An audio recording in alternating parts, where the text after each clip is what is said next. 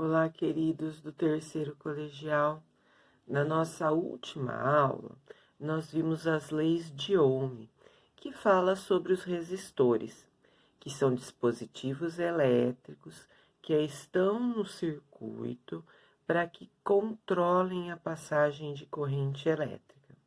Só que nem sempre o resistor ele vem sozinho em um circuito. Na maior parte dos casos, eu tenho vários resistores associados dentro de um circuito elétrico. Como então eu faço para aplicar a primeira lei de Ohm, onde eu posso colocar somente um resistor? Eu preciso achar um resistor que equivale a todos que estão no circuito. Esse resistor é chamado de resistor equivalente. Nós temos a possibilidade de associar resistores de duas formas. A primeira forma é chamada associação em série. Nesse tipo de associação, todos os resistores, eles aparecem ligados ao mesmo fio. Então, nesse caso, eu tenho uma associação em série. E como que eu faço para achar um resistor que vale por esses três que estão no circuito? Sempre que eu tiver uma associação em série, os resistores todos no mesmo fio, o resistor equivalente, ele é igual à soma de todos os resistores, do R1 mais o R2 mais o R3. Nesse caso, eu tenho 3 resistores, mas poderia ter mais resistores, 4, 5, 6. Outra característica da associação em série é que a corrente que passa por esses resistores, ela é sempre a mesma. Por quê? Porque eles estão todos no mesmo fio, não tem como a corrente sair daí. Então, a gente fala que a corrente total do circuito é igual à corrente que vai passar pelo primeiro resistor 1, é igual à corrente que passa pelo segundo resistor e é igual à corrente que passa pelo terceiro resistor. Então, na associação em série, as correntes são iguais para todos os resistores. Agora, a tensão, a quantidade de volts a que o sistema, a que o circuito está submetido, ela é dividida para os resistores, tá vendo? Essa tensão vai um pouquinho para o R1, um pouquinho para o R2, um pouquinho para o R3. Então, a gente fala que a tensão total do sistema é a soma de todas as tensões. Do pouquinho que foi para o primeiro, mais um pouquinho que foi para o segundo, mais um pouquinho que foi para o terceiro. Na sequência, eu vou estar mostrando para vocês outros tipos de associação em série. Olha só esse segundo exemplo aqui. Às vezes o aluno fala, mas esse não está no mesmo fio. Não, ele está.